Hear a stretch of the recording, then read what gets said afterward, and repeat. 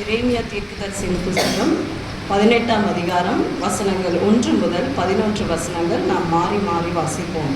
எரேமியா 18ஆம் அதிகாரம் 1 முதல் 11 வசனங்கள்.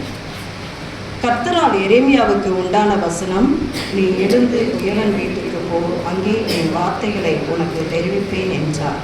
அப்படியே நான் குயவன் வீட்டுக்கு போனேன்.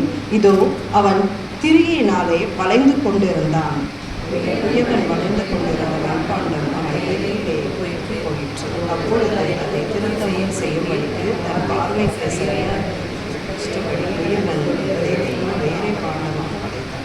அப்பொழுது கர்த்தருடைய வசனம் எனக்கு உண்டாகி, அவர், இஸ்ரவேல் குடும்பத்தாரே, இந்த குயவன் செய்தது போல நான் உங்களுக்கு செய்யக்கூடாதோ என்று கர்த்தர் சொல்கிறார். இதோ இஸ்ரவேல் வீட்டாரே, களிமண் குயவன் கையில் இருக்கிறது போல நீங்கள் என் கையில் இருக்கிறீர்கள்.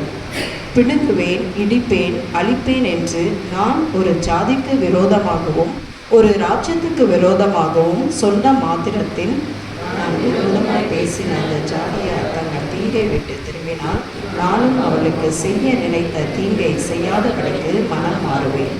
கட்டுவேன், நாட்டுவேன் என்றும் ஒரு ஜாதியையும் ஒரு ராஜ்யத்தையும் குறித்து நான் சொல்கிறதும் உண்டு. அவர்கள் என் சத்தத்தை கேளாமல் என் பார்வைக்கு பொல்லாப்பானதை செய்வார்களானால், நானும் அவர்களை அருள வேண்டிய என்று நன்மையை செய்யாதபடிக்கு மனம் மாறுவேன். கடைசி வசனம் நாம் யாவரும் சேர்ந்து வாசிப்போம்.